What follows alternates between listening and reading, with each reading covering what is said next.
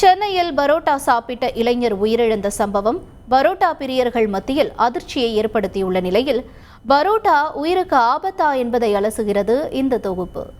இந்த பொறப்பு தான் நல்ல ருசிச்சு சாப்பிட கிடைச்சது என்ற இந்த பாடல் வரிகள் எவ்வளவு உண்மை என்பது எளிதாக தெரியும் பரோட்டா பிரியர்களுக்கு. மைதா மாவை பிசைந்து எண்ணெய் சேர்த்து அப்படி ஒரு அடி இப்படி ஒரு அடி என அடித்து சூடான கல்லில் போட்டு எடுத்தால் சுவையான பரோட்டா ரெடி. சால்னாவையோ குருமாவையோ ஊற்றி ஆசை தீர சாப்பிடும் அந்த பரோட்டா ஆரோக்கியமானதா ஆபத்தானதா என்ற விவாதம் முடிவில்லாமல் தொடர்கிறது. இதற்கிடையே பரோட்டா சாப்பிட்டவர் உயிரிழப்பு என்ற செய்தி அச்சத்தை ஏற்படுத்தி உள்ளது பரோட்டா பிரியர்கள் மத்தியில்.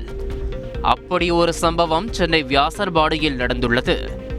பரோட்டா வாங்கி சாப்பிட்ட இளைஞர் வாந்தி மயக்கம் ஏற்பட்டு மருத்துவமனையில் சிகிச்சை பலனின்றி உயிரிழந்துள்ளார்.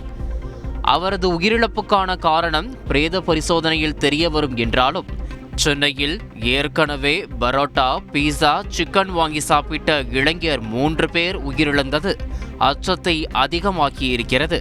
இது குறித்து ஊட்டச்சத்து மருத்துவர் தீபாவிடம் பேசிய போது மைதாவில் சேர்க்கப்படும் கெமிக்கல் எல்லாம் விஷமாகி நோயைத்தான் உருவாக்கும் என எச்சரிக்கிறார்.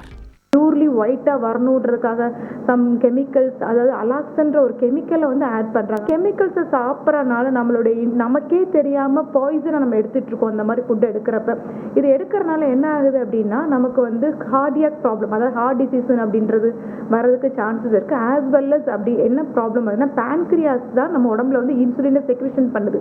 இது மூலமாக தான் நமக்கு செக்ரிஷன்ஸ் கம்மியாகிறனால மோஸ்ட் ப்ராபப்ளி டயபெட்டிஸ், அதாவது நீரிழிவு நோய் அப்படின்ற வியாதிகள் வர்றதுக்கு இது ஒரு பெரிய வாய்ப்பா இருக்கு. ஹார்ட் ப்ராப்ளம் வரனால கார்டியாக் அரெஸ்ட், இந்த மாதிரியான ஒரு சிச்சுவேஷனுக்கு நம்ம தள்ள போறோம்.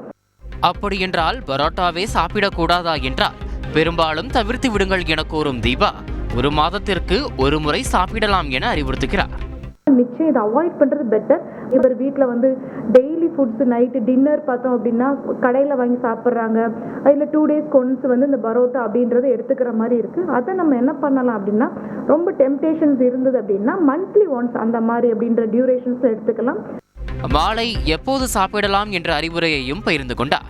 அதுவும் சாப்பிட்றது பார்த்தீங்கன்னா before 7:30, night 7:30 to most probably 8 o'clock அவங்க டின்னரை முடிச்சிட்டாங்க அப்படின்னா அவங்களுடைய பெட் டைமுக்கு முன்னாடி 2 hours முன்னாடி அவங்களுடைய டின்னரை கம்ப்ளீட் பண்ணிட்டாங்க அப்படின்னா அவங்களுக்கு என்ன அப்படின்னா அந்த டைஜஷன் கெப்பாசிட்டி கொஞ்சம் நல்லாவே இருக்கும்.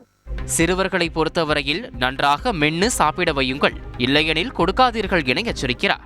குழந்தைங்க ஆசைப்பட்டாங்கன்னா ஆஸ் அ பேரண்ட் என்ன பண்ணுங்கன்னா சின்ன சின்ன பீசஸாக கட் பண்ணி கொடுத்து அவங்களுடைய நல்லா சூப் பண்ணி சாப்பிட்றதுக்கு அவங்களுக்கு அந்த ஹேபிட்ஸை உருவாக்குங்க.